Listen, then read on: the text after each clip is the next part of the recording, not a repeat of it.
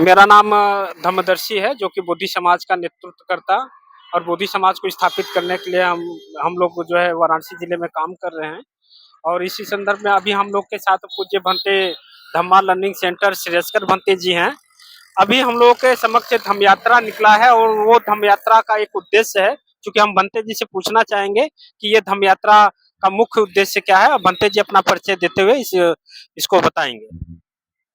मेरा नाम बिट्टू श्रेष्ठकर है और हम लोगों का ये जो धम्म यात्रा जा रही है, ये धम्म यात्रा पहली धम्म यात्रा नहीं है। ये विगत कई वर्षों से धम्म यात्रा चलती है। हर साल में हम लोग 2 धम्म यात्रा करते हैं।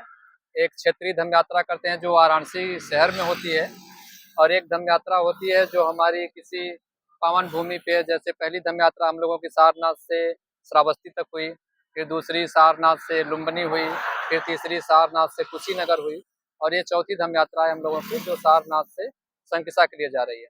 इस धम्म यात्रा का मुख्य उद्देश्य जो है वो जो भगवान बुद्ध का आदेश है उसका हम लोग पालन करते हैं। भगवान बुद्ध का आदेश था कि चलत भिक्षवे चारिकंग बहुजन हिताय बहुजन सुखाय। तो मतलब भिक्षुओं विचरण करो बहुतों के सुख के लिए, बहुतों के समृद्धि के लिए, बहुतों के कल्याण के लिए। तो वर्षावास समापन होने के बाद हम लोग भी उसी उद्देश्य से निकले हैं कि बहुतों का हित हो सके, बहुतों का कल्याण हो सके। तो पूज्य भंते जी ये बताया कि चूंकि अभी इस नवंबर का समय चल रहा है और काफी ठंड भी पड़ रही है, ठंड का मौसम भी बढ़ रहा है, और इस ठंड के मौसम में अभी हम देखे हैं कि करीब सैकड़ों भंते जी लोग निकले हुए हैं, और वो किस तरह से उनकी क्या व्यवस्था होगी, जैसा कि बुद्ध का जो उद्देश्य था उस उद्देश्य की पूर्ति के लिए आप सभी लोग निकले हुए हैं, और इतना कष्ट इस ठंड में जो है इस तरह से आप लोग ठंड का मुकाबला किस तरह से करेंगे, और क्या क्या आप लोग की व्यवस्थाएं हैं जिससे कि इस धम्म यात्रा को आप लोग पूर्ण कर सके। नहीं, एक्चुअली हम लोग ये बहुत मैंने जैसा आपको बताया कि पहले कई बार धम्म यात्रा के तो बहुत सारे अनुभव हैं।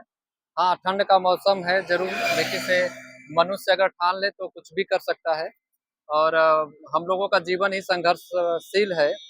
बुद्ध ने कहा है कि सभी दुखों के नाश के लिए आदमी को हमेशा आलस रहित होकर के, हमेशा तत्पर होकर के काम करना चाहिए, मेहनत करना चाहिए, जिसके लिए हम लोग ये नहीं देख रहे हैं कि ठंड कितनी है, कैसी है। हम लोगों के जो बुद्धमय भारत है, जो बाबा साहेब का सपना है कि बौद्धमय भारत बने और समतापूर्वक जाति विहीन बहुत शासन राज का निर्माण करें, उसके लिए हम लोग निरंतर प्रयास कर रहे हैं, निरंतर तक प्रयास कर रहे हैं, और उसके लिए ये मेहनत कुछ भी नहीं है। तो पूज्य भंते जी कुछ ऐसा विशेष इस माह में है, या कुछ ऐसा है कि जिसे ये धम्म यात्रा इस माह में निकाला जाता है?